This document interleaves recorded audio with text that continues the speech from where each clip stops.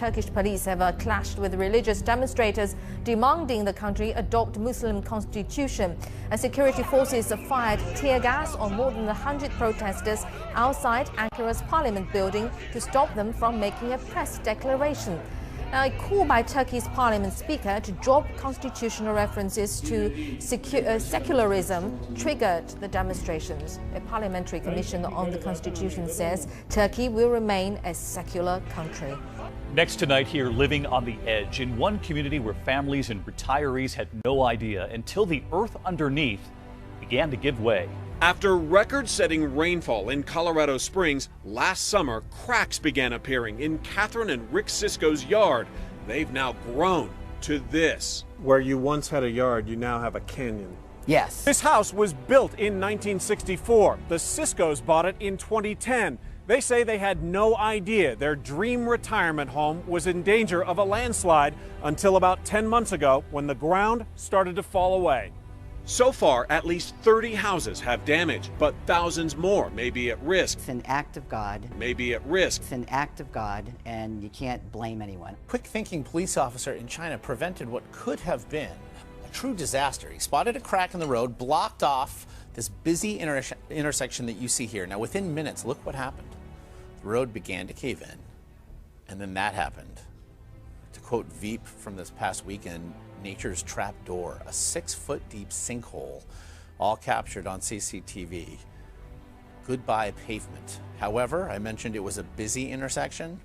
Wasn't long before the drivers moved on, albeit around said trapdoor, and went about their business. Meanwhile, some 60 million people across the country are in the path of violent storms today that have already unleashed tornadoes, flash floods, and giant hail all across the Central Plains. Severe weather is now expected to push through the Midwest and really the nation's midsection, as you see here, and then into the Gulf Coast and the Southeast. A look at just a bit of the destruction. This is just north of Dallas, where possible tornadoes were reported. The state of Texas has been pummeled for over a week now. We've also learned that at least one person has died in the state due to the impact of this severe storm system. Reports of twisters, in fact, stretch from Texas all the way to Indiana, especially across eastern Oklahoma, where storms toppled trees and power lines. And this tells the story. This picture here, one woman, in fact, caught in the middle of the storms in eastern Missouri, says she's lucky to be alive.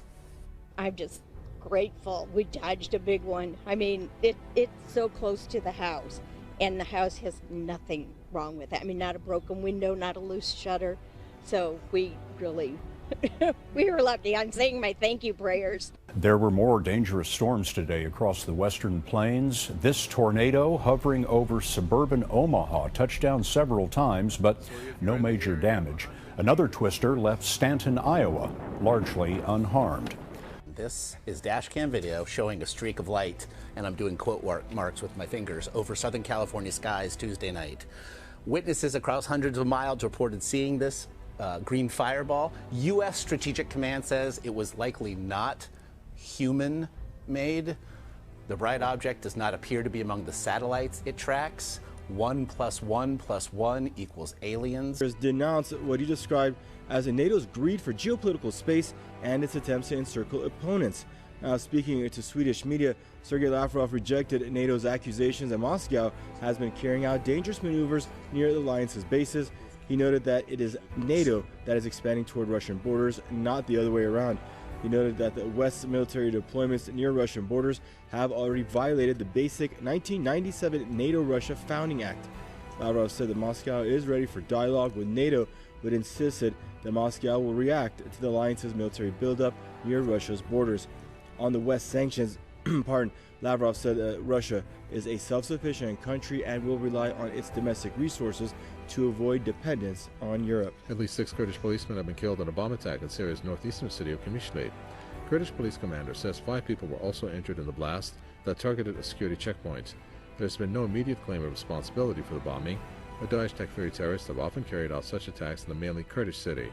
Terrorists and foreign-backed militants have been operating against civilians and security forces since the beginning of the Syrian war 5 years ago.